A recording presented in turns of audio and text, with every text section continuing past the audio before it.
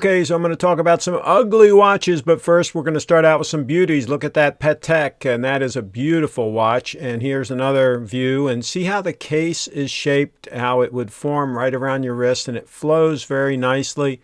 See, basically it's just a very simple, elegant design that's classic, that 20 years ago and 20 years from now, it's going to be a beautiful watch. That's what you want to look for in the styling of a watch.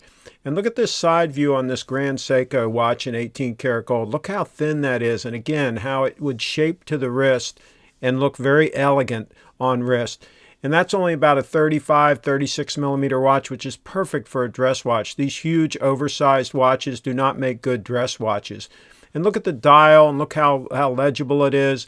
Again, back to a Patek, and notice how legible that dial would be with the white background and the gold hands.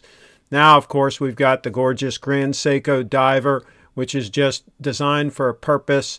And the beauty and the elegance of this watch is in its functionality and its readability in any lighting conditions. Then we go to the Snowflake, absolutely gorgeous watch. And again, see how those lugs are shaped and formed to be attractive and to be comfortable on wrist.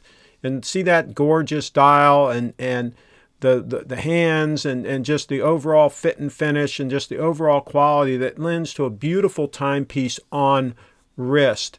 And then here's a shot of the three watches beside each other and the timing, how accurate they are. But you'll see all my other videos. Of course, just search Grand Seiko on my channel and check out all those videos. The Snowflake is an amazing, versatile watch that you could use in some dress circumstances and then just as an everyday all-around watch. And here's a Tudor that I think is an attractive design. The lugs are pretty decent. I wouldn't buy the watch, but it's pretty decent. I think they're overpriced for what they are. Now here's the classic RED Submariner with the correct lugs. See how those lugs are tapered and relatively small? And now we're going to look at the modern one with the chunky squared off case. Just an ugly watch. Now we're transitioning into ugly watches. We're going from, previously we were looking at some gorgeous watches that on any wrist would look great. Now here's a bunch of ugly watches. Look at that Breitling. That's just ugly. It looks like it could be an Invicta, for gosh sakes. I mean, you know, just butt ugly. And here's a Panerai. I mean, first of all, square case is not attractive. And then that funky stuff on the right is supposed to be cool, but it's just ugly. Here's an integrated bracelet on this Ingeneur IWC. Integrated bracelets are ugly.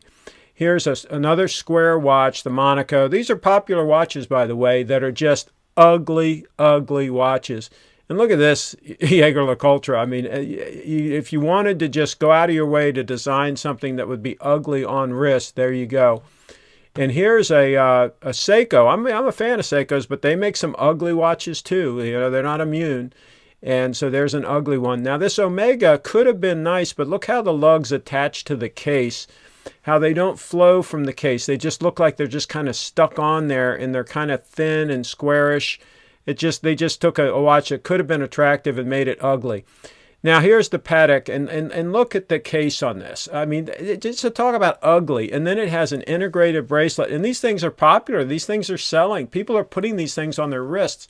Look at that, Audemars. That's just ugly. Look at the screws and the integrated bracelet and the rough edges.